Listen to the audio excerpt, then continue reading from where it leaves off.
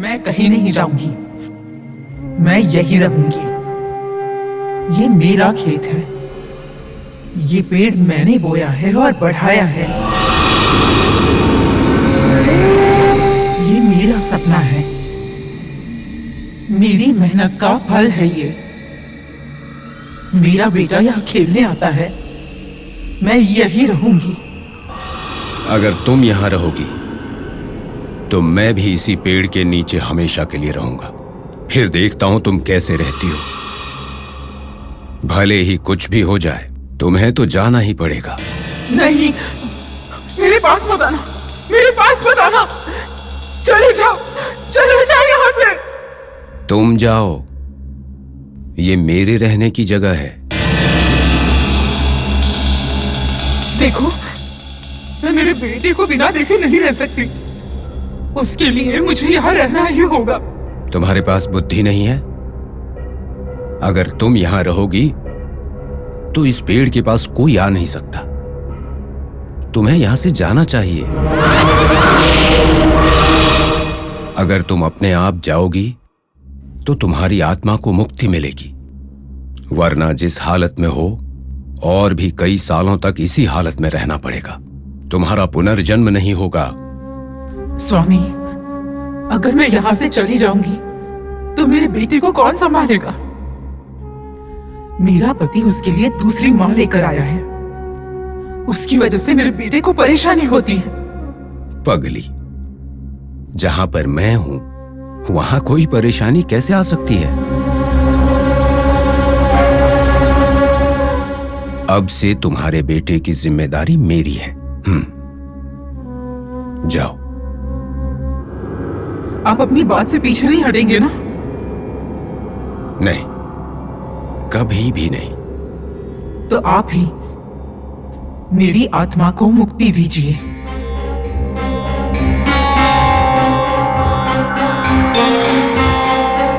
सबका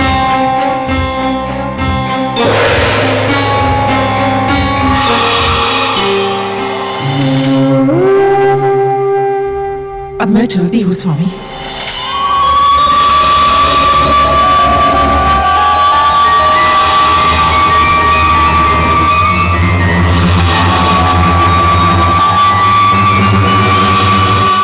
अच्छा बाबा, इतनी देर से आप किसके साथ बात कर रहे हैं?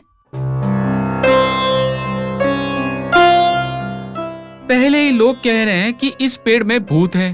अगर उस भूत ने आपको कुछ किया तो? ये बात पहले तात्या और रामचंद्र पाटिल को बतानी पड़ेगी।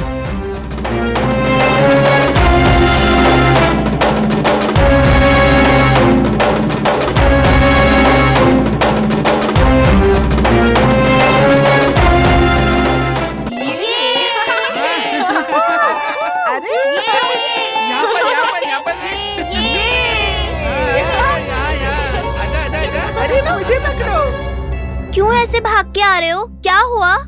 रुको, बताता हूँ। अरे, सूरज सर पर चढ़ गया है और भूख भी बहुत लगी है। चलो ना, खाना खाते हैं। रुको, करेंगे। शाम, तुम क्यों दौड़ते हुए आए? वहाँ दूर वो इमली का पेड़ जो है ना। कौन सा? वो भूत वाला पेड़? हाँ, वहाँ पर बाबा पागलों की तरह कुछ बातें कर रहे थे।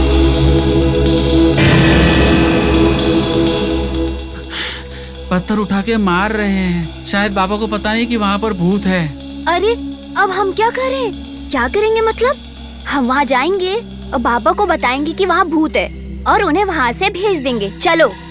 मैं नहीं आऊँगा, मुझे डर लगता है। मैं हूँ तो डरने की कोई बात नहीं है। चलो चलते हैं।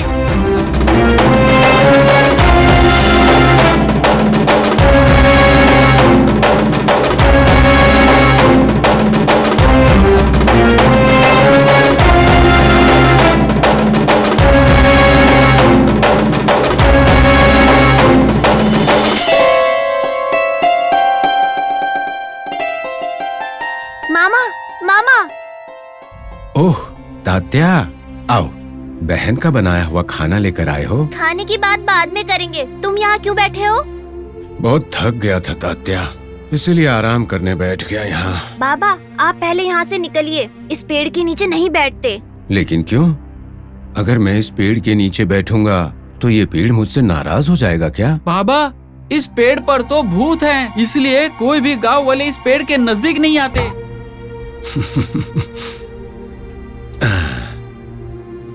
तुमसे किस आदमी ने कहा कि इस पेड़ पर भूत है? हमारी श्रेणी में सब लोग कहते हैं। तुमने कभी भूत देखा है? नहीं। लेकिन मैंने देखा है। मैं मजाक कर रहा हूं। बच्चों, भूत प्रेत अच्छे लोगों को कुछ नहीं करते।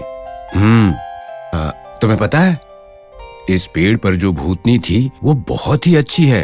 ये क्या बात हुई मामा? अगर आप यहाँ रहेंगे तो आपके जीवन को ही खतरा है, लेकिन आप तो भूत की बात करके हमको ही डरा रहे हैं। तात्या, डरने की जरूरत नहीं है। इस पेड़ पर जो भूतनी थी उसने कहा कि अब वापस नहीं आऊंगी और यहाँ से चली गई। कहाँ पर? वहीं जहाँ से कोई वापस नहीं आता कभी। मतलब क्या वो भूत वापस नहीं आएगी? किसी को तकलीफ नहीं देगा? अब वो कभी वापस नहीं आएगी, तो फिर भला तकलीफ कैसे दे सकती है? शुक्र है, मुझे तो बहुत खुशी हो रही है। अब ऐसे ही बातें करते रहोगे या मुझे खाना दोगे? अरे भूल गए मामा, ये लीजिए। अच्छा, बहुत सारा खाना लाए हो ना? हाँ हाँ। तो क्यों ना हम सब साथ में खाना खाएं? चलो बैठ जाओ, आओ। आओ आओ आओ।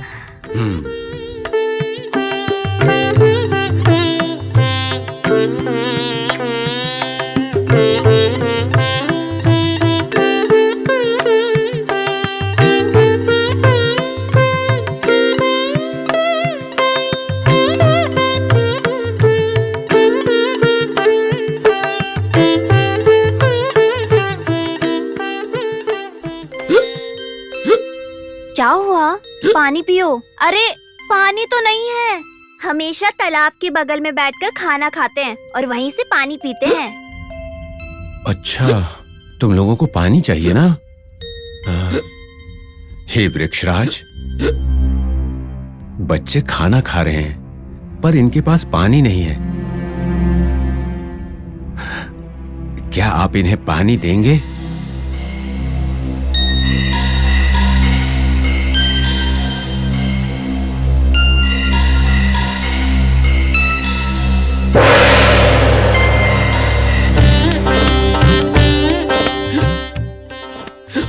अब ऐसे देख क्या रहे हो? पानी चाहिए था ना? जाओ पी लो।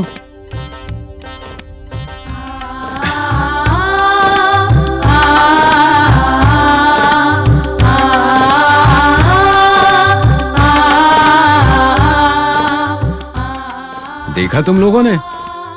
तुम लोग कहते थे इस पेड़ पर भूत है।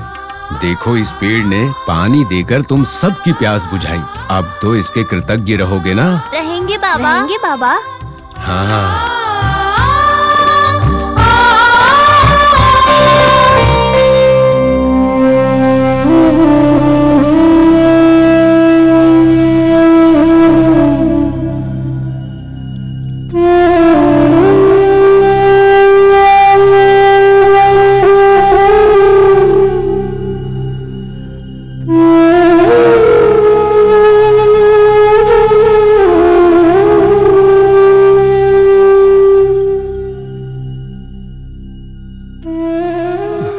पिताजी, हमारे गौरी को क्या हुआ है? वो इतनी उदास क्यों लग रही है? बोलिए पिताजी। बताइए ना पिताजी, क्या हुआ है? क्या बताऊं बेटा, हमारी गौरी कुछ खा नहीं रही है, ना पानी पी रही है, ना घास खा रही है। इसकी तबीयत ठीक नहीं है बेटा। तो हमारी गौरी पहले जैसी नहीं होगी क्या? अब क्या बोलूं बेटा, हम जैसे गरीब लोगों की पुकार सुनने वाला कोई नहीं है। पिताजी, हमारी गौरी पहले जैसी होनी चाहिए। वो घूमनी चाहिए। जल्दी जाकर किसी अच्छे वैद्य को बुलाओ और गौरी को दिखाओ, फिर वो ठीक हो जाएगी। नंदिनी सही बोल रही है पिताजी, जल्दी जाके किसी अच्छे वैद्य को बुला कर लाओ। खाने के लिए पैसे नहीं है, मैं कहाँ से वैद्य लेके आऊं? ये सब मुझसे नहीं होगा बेटा। नहीं होगा ऐसे बोलकर चुप कैसे बैठ सकते हैं? इतने दिन गौरी जो दूध देती थी उससे बेचकर पैसे कमाते थे। अगर अब हम गौरी को नहीं बचाएंगे तो हमारे व्यवहार से शिवजी भी गुस्सा हो जाएंगे। गुस्सा होते हैं तो होने दो। जो हमारे सुख दुख में हमारे साथ नहीं है, अब वो खुश हो या गुस्सा हो क्या फर्क पड़ता है? जैसे जहां गड्ढा है वही पानी भरता है, उसी तरह जिनके पास पैसे हैं वही धनवान बनता है। क्या हमने कभी भी भगवान से पैसे मांगे हैं? क्या तुम ही बताओ। हम जीने के लिए केवल एक मुट्ठी चावल मांगते थे और वो चावल हमारी गौरी की वजह से मिलते थे। अब देखो वो भी रोक दिए हैं उस भगवान ने।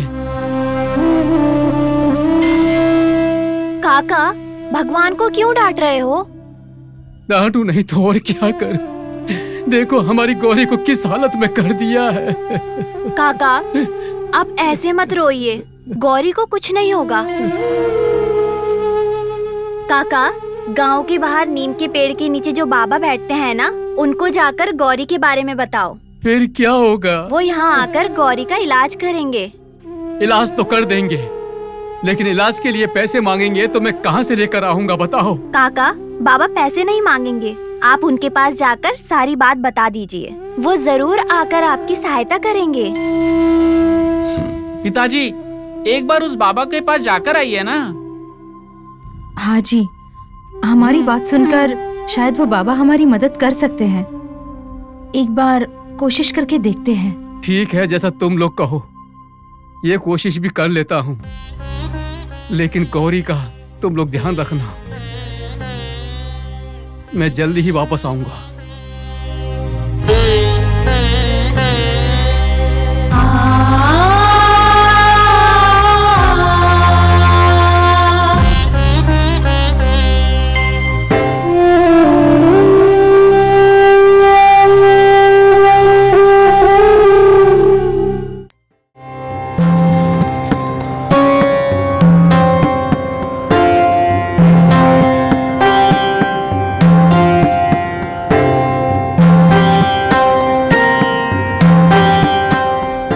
बाबा, ऐसे क्यों घूम रहे हैं आप? क्या हुआ आपको? पुजारी जी, क्या मैंने कभी भी पैसे के लिए किसी की सहायता की है क्या? बाबा, ऐसी बातें क्यों कर रहे हैं? पहले मेरे प्रश्न का उत्तर दो। क्या मैंने अपने जीवन में कभी भी पैसों के बदले में किसी की मदद की है? छी छी, ऐसा कभी नहीं हुआ बाबा। अब एक मूर्ख भक्त आएगा, वो सोचता है उसकी सारी परेशानियों का कारण वो भगवान है। जब मेरी बेटी ने कहा कि बाबा के पास जाओ, वो सहायता करेंगे, वो कहता है कि पैसे देने पड़ेंगे। बताओ कैसे क्रोधित ना हूं मैं? आने दो उसे यहां।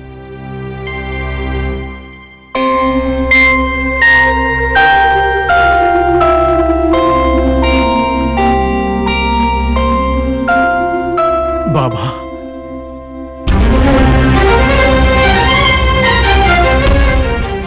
बाबा, तुम यहां पर अपनी गाय का इलाज करवाने आए हो ना? हाँ बाबा, हाँ बाबा, मैं गरीब हूँ। मेरे जीवन का जो आधार है, उस गाय का पैर टूट गया है।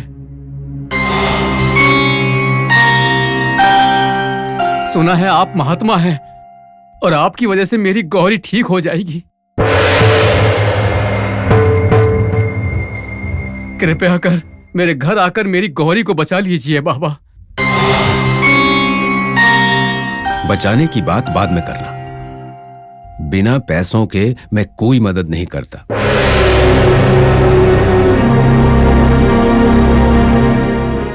पैसे लेकर आए हो तुम?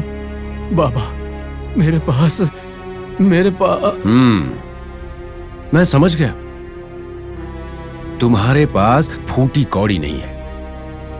तुम किसी और के पास जाओ, जाकर कोई वैद्य ढूंढो। मुफ्त में ना मैं कोई इलाज नहीं करता। कृपा करके ऐसा मत कहिए बाबा, ऐसा मत कहिए बाबा। मेरी गौरी को बचा लीजिए। हाँ, बचा तो लूंगा मैं, कब मना किया, लेकिन पैसे तो देने पड़ेंगे। लेकिन मेरे पास पैसे नहीं हैं। तो फिर मैं तो नहीं आ सकता। ठीक है बाबा, लगता है मेरे जैसे बदकिस्मत इंसान की कोई भी सहायता नहीं करेगा। अब मैं चलता हूं बाबा। ठीक है, जाओ जाओ।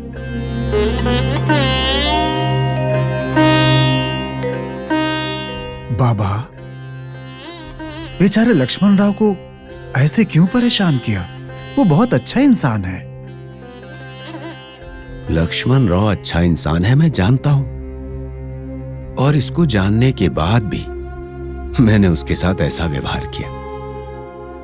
बाबा, आपकी लीला अपरंपार है।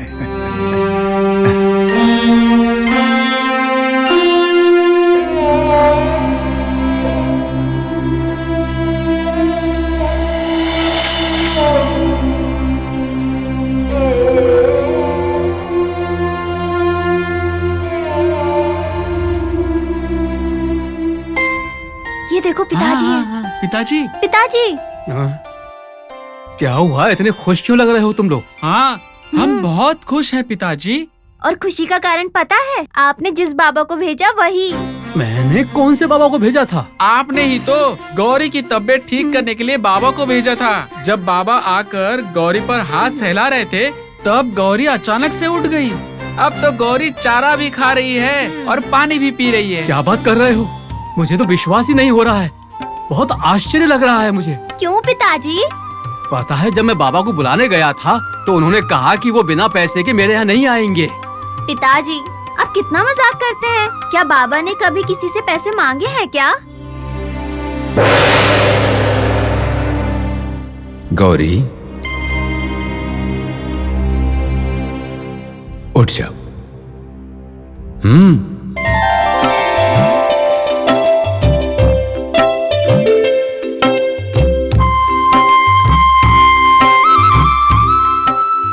देखा तुमने? तुम्हारी तबीयत खराब होने की वजह से तुम्हारे मालिक लोग कितने परेशान थे।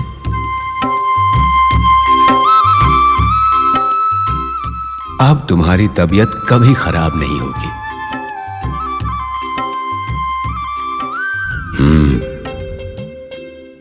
और तुम्हें भी उनका ध्यान रखना है।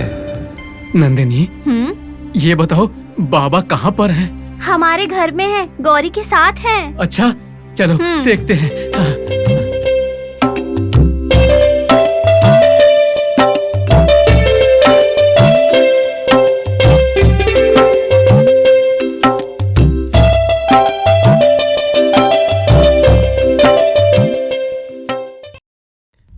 पिताजी वो देखिए।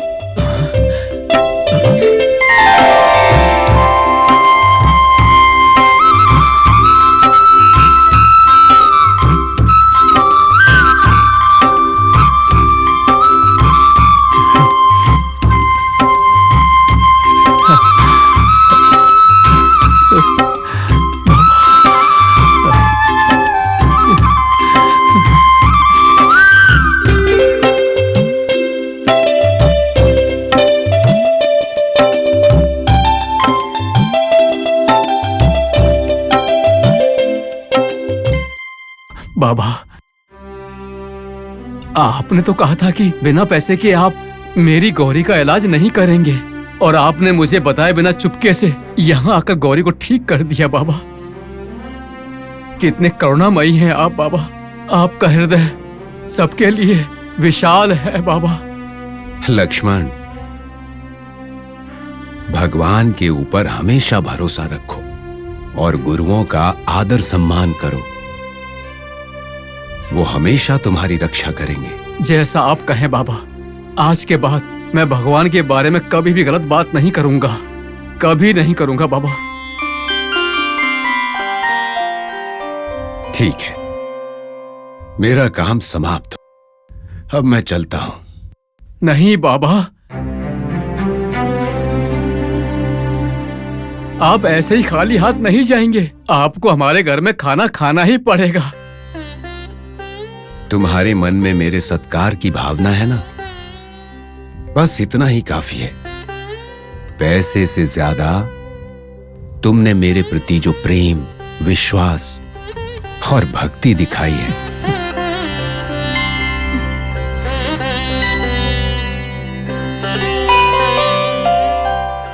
वो बहुत है।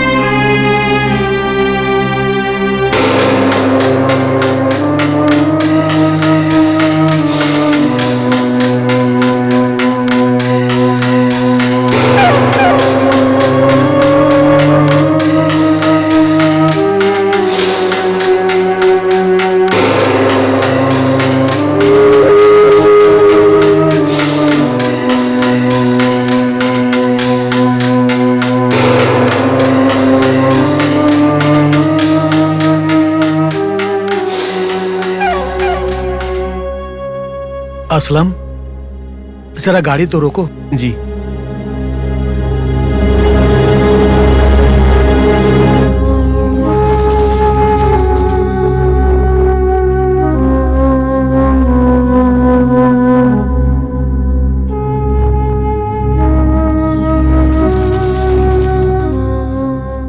असलम जी। शिरडी गांव अभी कितनी दूर है? अभी और 2 किलोमीटर जाना है। तालाब के बाद शिरडी आएगा। तो तांगा तेज भगाओ, शाम होते ही मेरे बेटे को संभालना मुश्किल हो जाता है। उसके शरीर में प्रेत आत्मा है।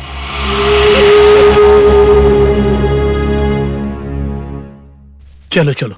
ए पिताजी, तांगे वाले को वापस पूना जाने के लिए कहिए। मैं शिरडी नहीं जाऊंगा। मैं साईं बाबा से नहीं मिलूंगा। बेटा, ऐसी बातें नहीं करते हैं। साईं बाबा भगवान हैं, वो तुम्हें बचा लेंगे। ए, वो क्या मुझे बचाएगा? है कौन वो? मुझे बचाने वाला वो है कौन? बाबा हैं वो, कहा ना वो भगवान जैसे हैं। भगवान के पास भूत आता है क्या? घुमाओ तांगा। ए तांगे वाले, जल्दी से अपना तांगा वापस घुमाओ, नहीं तो तुम्हारे तांगे को खराब कर दूंगा। असलम, तुम डरो मत, तांगे को शिरडी ले चलो। चलो। ठीक है साहब। मेरी बात का तुम अनादर कर रहे हो ना? देखो अभी मैं क्या करता हूँ।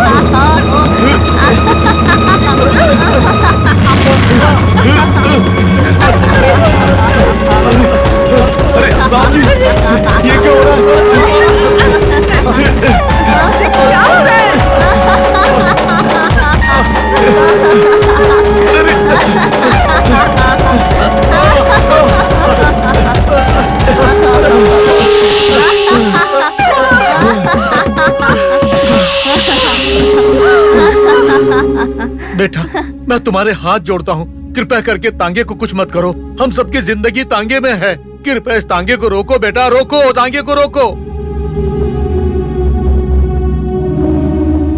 अगर तुम शिरडी ना जाकर वापस पुणे जाओगे तो ही मैं शांत बैठूंगा और तभी मैं तांगा रोकूंगा।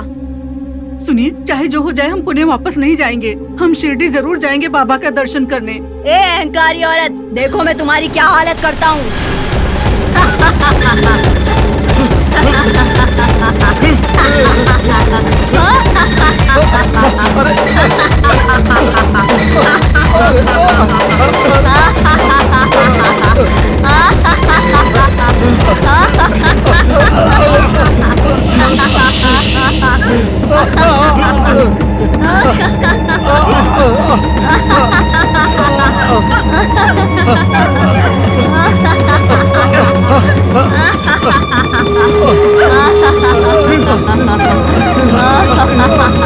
पापा, हमें बचा लो पापा। पापा, हमें बचाओ हमें। बाबा बचाओ हमें, हमारी रक्षा करो बाबा, हमारी रक्षा करो। बचाओ, बचा लो।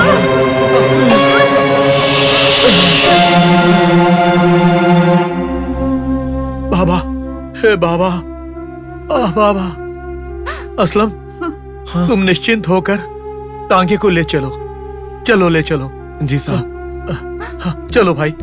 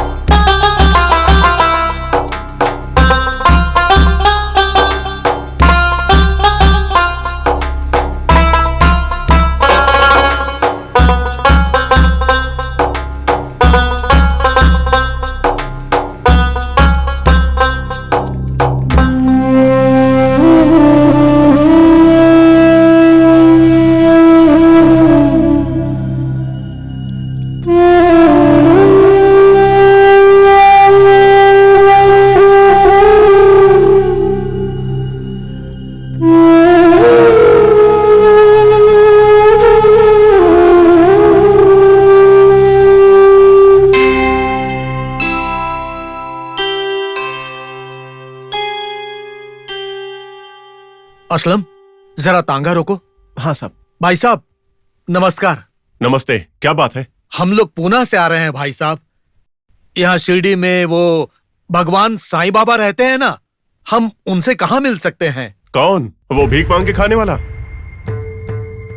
बाबा को ऐसे? भाई साहब, अगर नहीं बताना है तो मत बताइए, लेकिन उनके बारे में ऐसा अनाप शनाप मत बोलिए। भैया, हमें क्या करना है? कहाँ मिलेंगे बता दीजिए, बात खत्म हो गई। अपना मुंह बंद रख। भाई, गुस्सा मत होइए। आपको उस बाबा से क्या काम है? हम थोड़ी मुसीबत में हैं भाई साहब। उस महात्मा के दर्शन पाकर अपना जीवन सुधारना चाहते हैं। ओह, मतलब आप आग में खुद से ही कूदना चाहते हैं? हाँ?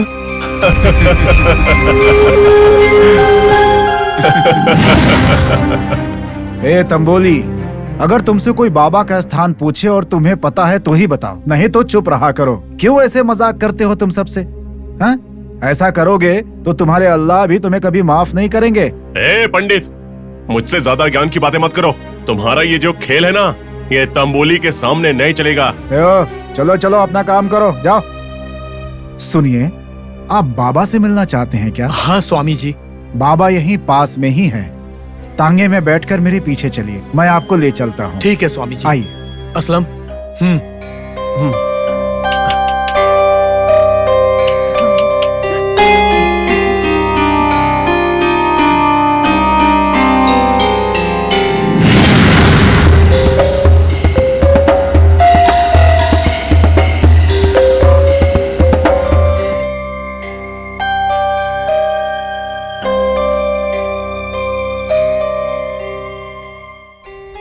यहीं पर रुकिए।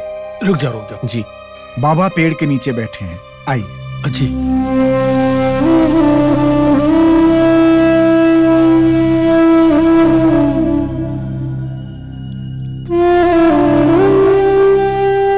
बेटा श्रीहरि, तांगे से नीचे उतरो बेटा।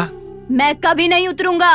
बेटा हम स्वामी जी से मिलने आए हैं, जिद मत करो, उतर जाओ बेटा। मैंने कहा ना नहीं उतरूंगा। पांडव, वो मेरे पास नहीं आना चाहती है, छोड़ दो ना, मैं खुद आता हूं उसके पास।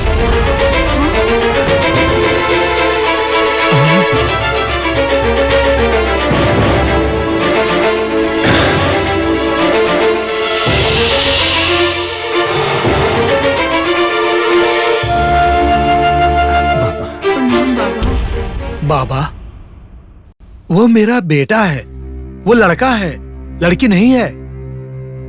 वो तो मैं भी जानता हूं, मुझे ये बताने की आवश्यकता नहीं। पांडव, अगर वो तुम्हारा बेटा होता तो जैसे तुम मेरे पास दौड़ कर आए, वो भी भागता हुआ आता। लेकिन उसके शरीर में कोई और है, उस औरत ने उसके मन पर कब्जा कर लिया है। बाबा, मेरे बेटे के शरीर में किसकी आत्मा है? तुम्हारी सास, मतलब तुम्हारे पति की माँ। बाबा, मेरी माँ मेरे बेटे के शरीर में घुसकर ऐसा कर रही है क्या? हाँ पांडव। बाबा, मेरी माँ मेरे बेटे के शरीर में क्यों घुस गई है? तुम्हारे ऊपर उसे बहुत प्रेम है ना? मेरे ऊपर के प्रेम के लिए मेरे बेटे को परेशान कर रही है। पांडव, अपने आप को संभालो। तुम्हारी मां को सालों तक तुम पर प्रेम रहा है और उसकी आत्मा उस प्रेम को भूल नहीं पा रही।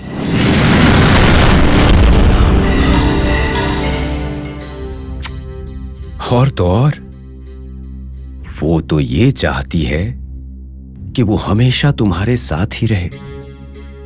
इसीलिए तुम्हारे बेटे के शरीर में आकर वो तुमसे बात करना चाहती है। बाबा, आप सत्य बोल रहे हैं क्या? ये बिल्कुल सत्य है।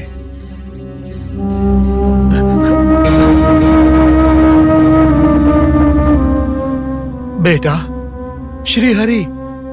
मैं श्रीहरि नहीं हूँ, मैं तुम्हारी माँ शारदा बाई हूँ। माँ, माँ, क्यों मेरे बेटे को इतना तकलीफ दे रही हो माँ? क्योंकि तुम मेरे बेटे हो, तुम्हारा प्यार मुझे मिलना चाहिए। माँ, जब तक तुम जिंदा थी मैंने प्यार से तुम्हारी देखभाल की थी ना माँ। इसीलिए मेरा प्यार तुम्हें मिलना चाहिए। शारदा बाई, इसे प्रेम नहीं कहा जाता, बल्कि ये तो स्वार्थ है। मां का प्यार गौरी शंकर की भांति ऊंचा होना चाहिए। तुम उस प्यार को बदनाम मत करो। मैं तुम्हें आदेश दे रहा हूं, तुम श्रीहरि का शरीर छोड़कर चली जाओ। अगर नहीं गई तो? अगर तुम नहीं गई तो तुम्हारी आत्मा को मुक्ति नहीं मिलेगी। तुम अगले जन्म में अपने बेटे को देख सकती हो। हमें सबको छोड़ना पड़ता है, यही जीवन चक्र है। अगर तुमने मेरी सारी बात सुन ली तो अगले जन्म में भी पांडव तुम्हारा बेटा बन के आएगा, तुम उसकी मां बनोगी। मैं तुम्हारी आत्मा को मुक्ति दिलाकर सीधे स्वर्ग में पहुंचा दूंगा। माँ, कृपा करके बाबा की बात मान लो माँ। माँ देखो, मुझे मेरे बेटे से जितना प्यार है उतना ही प्यार तुमसे भी था माँ। माँ, मुझे मेरा बेटा लौटा दो माँ, लौटा दो माँ, लौटा दो। बेटा तुम रोना मत, मैं चाहती हूँ तुम्हारे आंसू मैं नहीं देख सकती हूँ। बाबा, आपने मुझे वचन दिया है, अगले जन्म में पांडव ही मेरा बेटा होगा। अपने वचन से मुकर नहीं जाओगे ना? बिल्कुल नहीं माता जी, मैं अपना वचन निभाऊंगा। ठीक है, मैं चलती हूँ।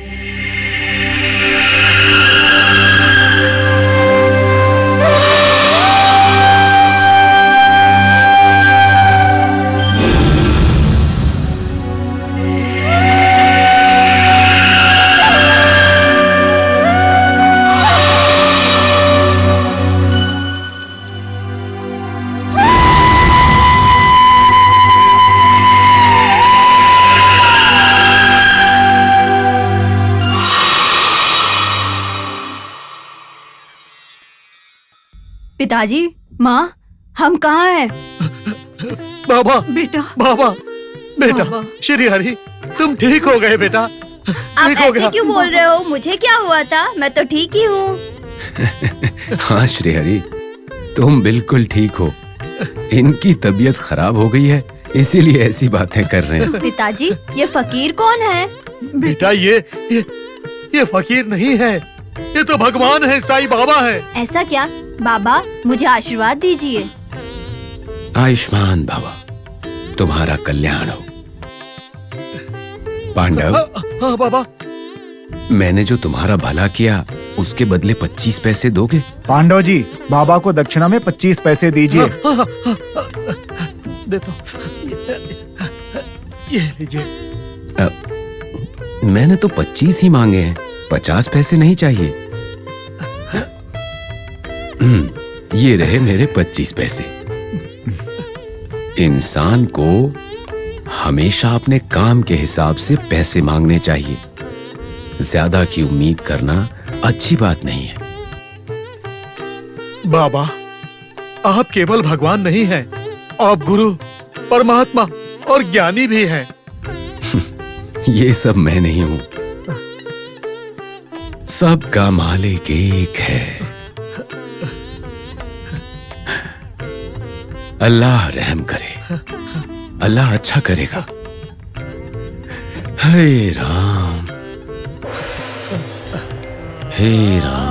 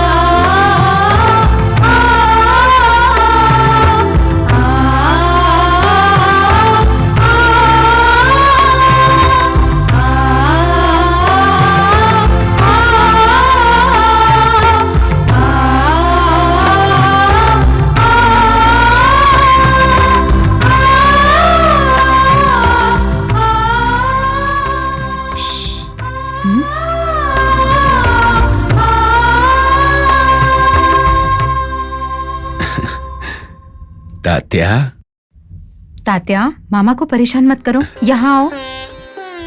आओ बैठो। रहने दो भाईजा बहन। जब सब लोग मुझे पागल फकीर कहकर बुलाते थे, ये भांजा ही तो मुझे खुश करता था। ये लो भाई, खाना खाओ। आप दोनों ने खाना खाया क्या?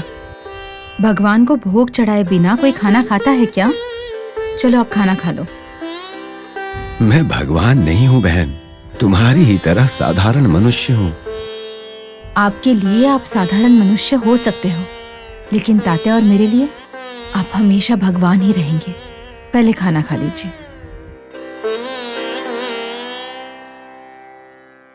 अन्नदाता सुखी भव।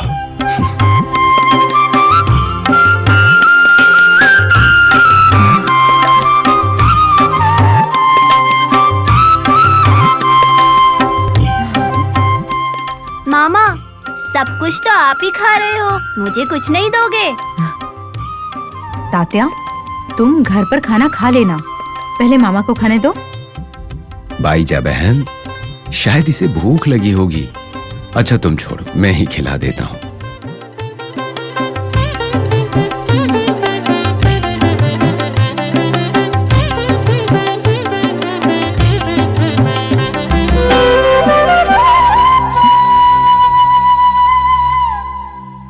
बहन, अगर मेरी जन्म देने वाली माँ भी होती तो इतना प्यार नहीं करती। मेरे साथ कोई संबंध नहीं, फिर भी कितना स्नेह रखती हो मुझ पर तुम। मैं हमेशा तुम्हारा ऋणी रहूंगा। बाबा, अगर मेरा कोई अगला जन्म होगा ना, उस जन्म में भी मैं आपकी हमेशा सेवा कर सकूं, ऐसी मुझ पर कृपा करना।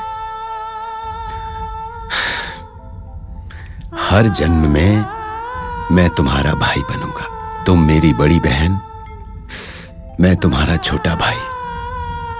ये सुनकर मुझे बहुत बहुत खुशी हो रही है बाबा। एक और बात याद रखना, आगे से मुझे ढूंढते हुए मत आना। अब मेरे शिरडी में रहने का समय आ गया है, इसीलिए मैंने फैसला किया है कि मैं वहीं रहूंगा। बहुत खुशी हुई बाबा, अब हमारे साथ ही रहना।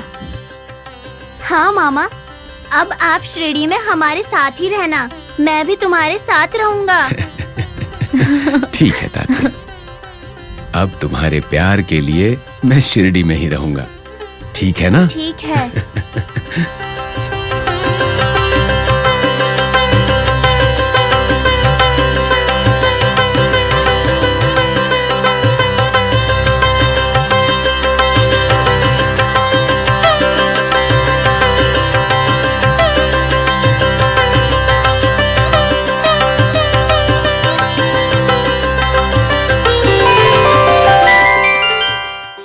शुक्लांबरधरं विष्णुं शशिवर्णं चतुर्भुजं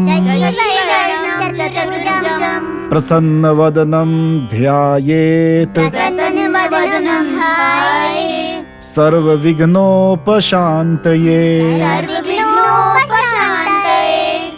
बच्चों, क्या आप सबने मेरे दिए हुए अक्षरों का अभ्यास किया है? हाँ जी गुरुजी। अब मैं आपसे प्रश्न पूछूंगा, उसका उत्तर देना।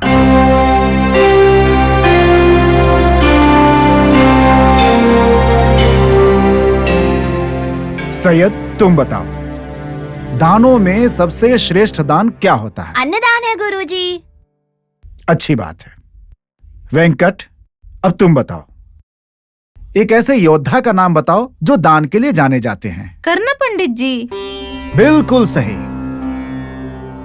अब मैं तुम सबसे एक आखिरी प्रश्न पूछूंगा, उसका उत्तर देना। भगवान ने इस धरती पर सबसे पहले जाति और कुल की सृष्टि की या फिर पहले मनुष्य की सृष्टि की?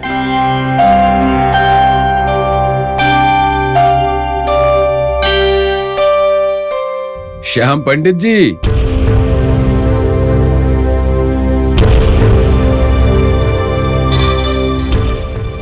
आप सुन रहे हैं?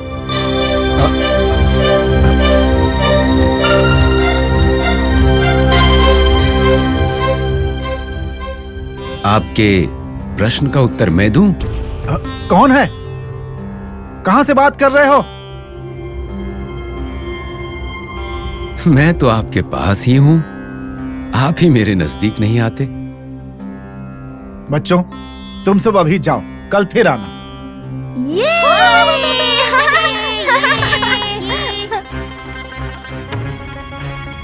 कौन? कहां हो? देखो देखो, मैं पास में ही हूं। कौन है यहां?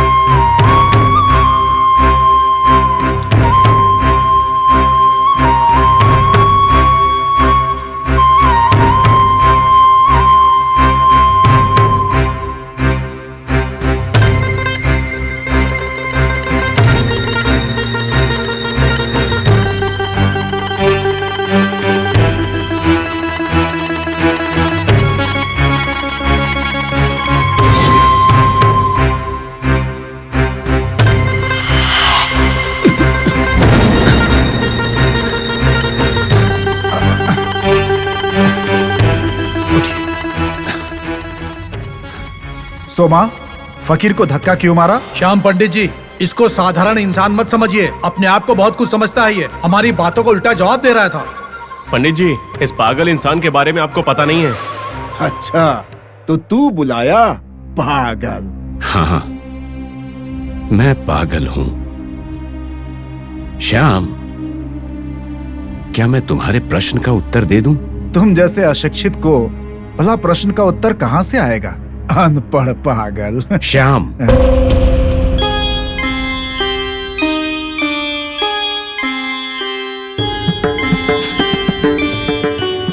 भगवान ने केवल मनुष्य की सृष्टि की है, जाति या कुल की नहीं।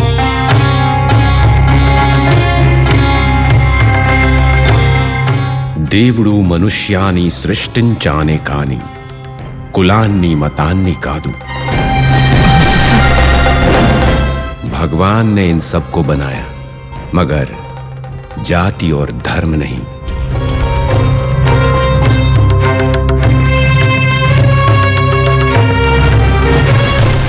God created human beings, but not caste and creeds.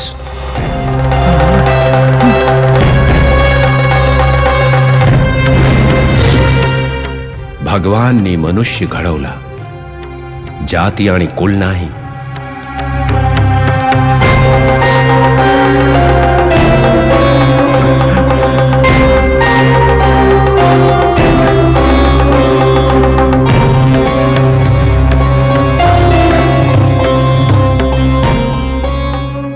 महात्मा, सब आपको पागल कहते हैं, लेकिन आप साधारण व्यक्ति नहीं हैं। हे प्रभु, आप कौन हैं? मेरी कोई जाति नहीं है, ना ही कोई धर्म है।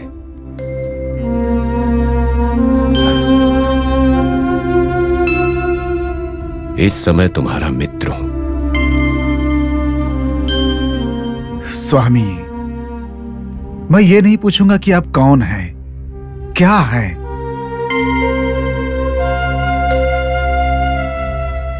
लेकिन आप निश्चित तौर पर साधारण नहीं हैं।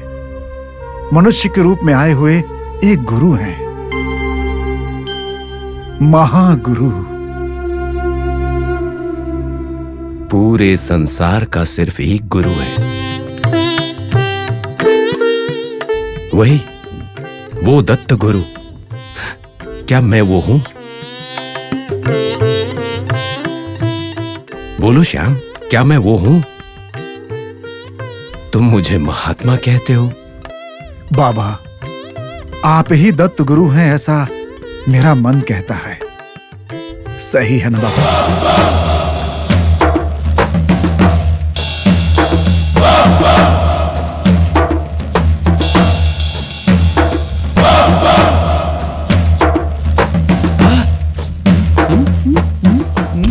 आप दत्त गुरु हैं ना?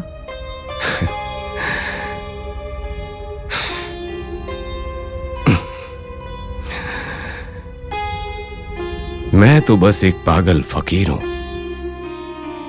मैं कोई गुरु नहीं हूं।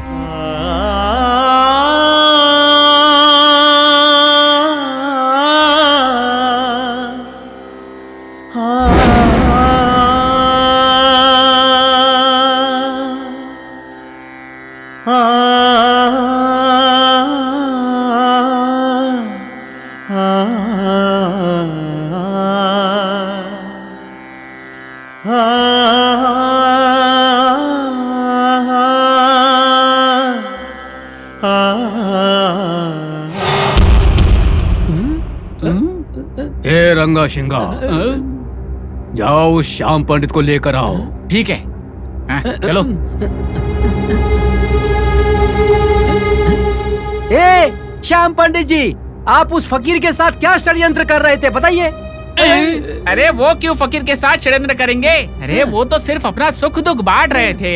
तुम्हें पता है ना, उन्हें बच्चे नहीं है और आगे पीछे भी कोई नहीं है। श्याम जी, सरपंच जी आपका इंतजार कर रहे हैं, आपको बुला रहे हैं। आइए आइए, आइए जल्दी आइए।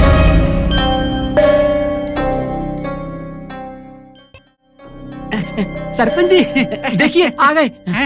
नमस्ते सरपंच जी। क्या श्याम पंडित जी, लगता है उस फकीर के साथ आप कुछ बात कर रहे थे। उनसे भला मैं क्या बात करूंगा, वो तो ज्ञानी है। मैं तो उनके प्रभुत्व की पहचान कर रहा था। किसका प्रभुत्व? उस पागल का। सही कह रहे हैं आप, सही कहा आपने। सरपंच जी आपने भी सही कहा, क्यों रंगा? हाँ, बिल्कुल सही कहा।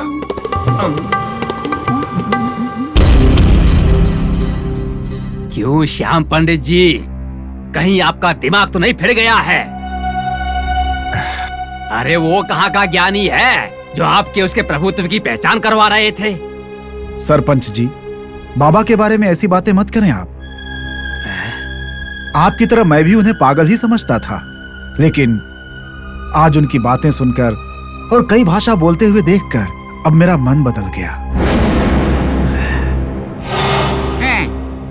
सच कहता हूँ बाबा बहुत बड़े ज्ञानी हैं। मुंह बंद करो अपना, ज्ञानी। तुम्हें खुद केवल एक भाषा आती है और कह रहे हो उस फकीर को 10 भाषाएं आती हैं। क्या मजाक कर रहे हो? क्या तमाशा लगा के रखा है? सरपंच जी, ये श्याम पंडित भी उस फकीर की तरह पागल हो गए हैं। देखिए, आप लोग जो चाहे वो कहें, माने या ना माने, लेकिन बाबा ज्ञानी है। उजाला ढूंढने के लिए हाथ में दिया लेकर घूमने की जरूरत नहीं। बाबा ज्ञानी है या नहीं है, इस बात की प्रमाण की आवश्यकता नहीं है। देखिए, आज के बाद उनके बारे में गलत बोलने के बजाय उनके महत्व को समझ लेना ही जरूरी है।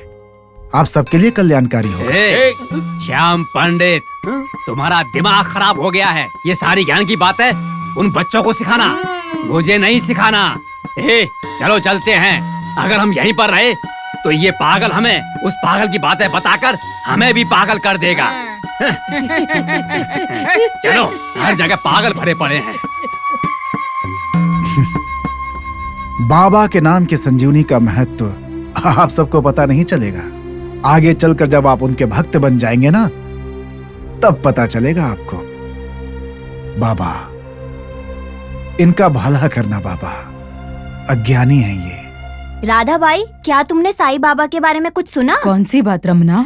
अरे रे, तुम्हारा शिरडी में रहना किसी काम का नहीं है। पुणे से आए हुए एक लड़की के शरीर में प्रेत आत्मा घुसी थी। साईं बाबा ने उसे सामने बैठाकर उसके अंदर से प्रेत आत्मा को भगा दिया। ऐसा क्या शब्बीर, मुझे ये बात पता ही नहीं थी। जब तुम गांव में रहोगे तभी तो तुम्हें पता चलेगा कि यहाँ पर हो क्या रहा है। जब से वो बाबा हमारे इस गांव में आए हैं ना, शिरडी में कितना बदलाव आने लगा है, पता है? हाँ, तुम बिल्कुल सच कह रहे हो। सच में बाबा तो भगवान है। हाँ, सही कहा तुमने। पता नहीं हमारे गांव वालों ने बाबा की कौन से जन्म में सहायता की थी, अब वो हमारे गांव में रहकर हमारी मदद कर रहे हैं। ऐसा महात्मा हमारे शिरडी के लोगों के लिए एक वरदान की तरह है। हाँ मालसापति जी, जो बीमारियाँ परेशानियाँ किसी से भी ठीक नहीं होती है ना, उसी को बाबा बिना किसी अपेक्षा से ठीक कर देते हैं और साथ में हम सबका उद्धार भी कर रहे हैं। उनका दिल सोने का है। सोना नहीं, नकली सोना है वो आदमी, चोर है। पूरे शिरडी के लोगों पर काला जादू करके उन्हें अपने वश में कर लिया है। तुम चुप रहो भैया, बाबा को देखने पर ऐसा नहीं लगता। मुझे भी ऐसा ही लगता है, लेकिन हमें भी ये मान लेना चाहिए, तभी हमको खाने पीने को कुछ मिलेगा। बेवकूफ कहीं का। पर इसका मतलब ये तो नहीं ना कि हम किसी के बारे में भी कुछ बुरा सही कहें, ये गलत है भैया। चुप रहो तुम। पहले पहले तो तुम उस बाबा के बारे में जो मर्जी आए वो बोला करते थे। अब क्या हुआ? अब तुम उसकी वकालत करने लग गए हो। कहीं उसने तुम पर कोई जादू तो नहीं किया है? कोई जादू नहीं किए भैया। आपको एक बात पता है, गांव के सारे लोग उसकी आरती उतार रहे हैं, उस बाबा को भगवान बना के रखे हैं। कौन है भगवान? भीख मांगकर खाने वाले भगवान नहीं होते। इस शिरडी के लोगों को अकल कब आएगी पता नहीं। पहले इसको अकल लेनी चाहिए, फिर उनको आनी चाहिए। क्या खुसफुसा रहे हो? कुछ नहीं भैया। कहीं तुम? नहीं भैया, नहीं।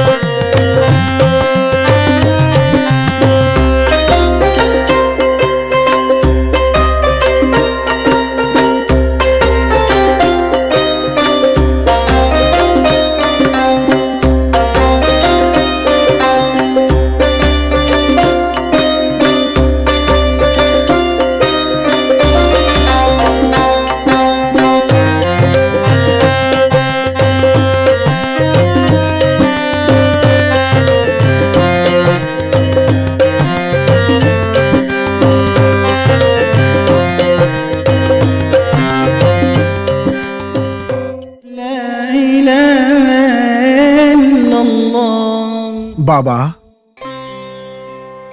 ओह पुजारी जी, नामदेव, आओ आओ।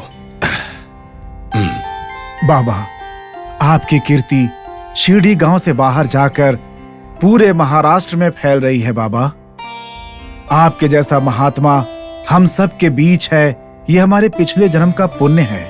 गलत गलत। अगर मैं तुम लोगों के बीच में हूं तो ये मेरे पूर्व जन्मों का फल है। ये आपकी महानता है, बड़प्पन है। बाबा, गांव के लोग मिलकर आपके लिए एक बहुत बड़ा मंदिर बनवाना चाहते हैं। आप यहाँ खुले आकाश के नीचे इधर उधर रहते हैं बाबा। आपको बारिश हवा परेशान करती रहती है। आप हमारे साथ चलिए बाबा, हमें भी बहुत खुशी होगी। हाँ बाबा। नामदेव, ये मेरे गुरु का स्थान है।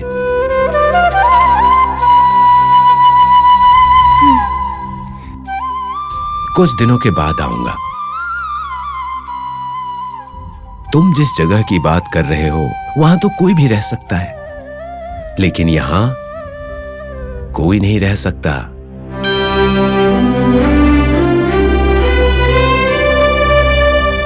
इस जगह की हवा, यहां गिरने वाली बारिश की एक बूंद भी शरीर पर लगे तो जीवन सार्थक हो सकता है। तो अब तुम ही बताओ, भला ऐसी जगह छोड़कर मैं कैसे जाऊं? आपने मुझसे वादा किया था, आपको गांव में ही रहना पड़ेगा। हाँ मामा, आपको हमारे साथ ही रहना होगा। बहन, तुम क्रोधित मत होना, मैं अवश्य आऊंगा।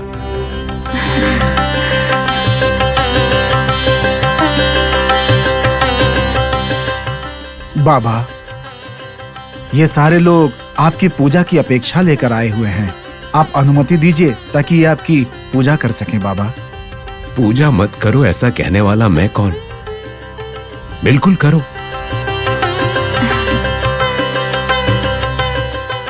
मैं तो तुम्हारी खुशी के लिए हूं, लेकिन तुम लोग मेरी पूजा बिल्कुल नहीं करोगे। लेकिन तुम सबके अंदर जो ईश्वर है उसकी पूजा करो।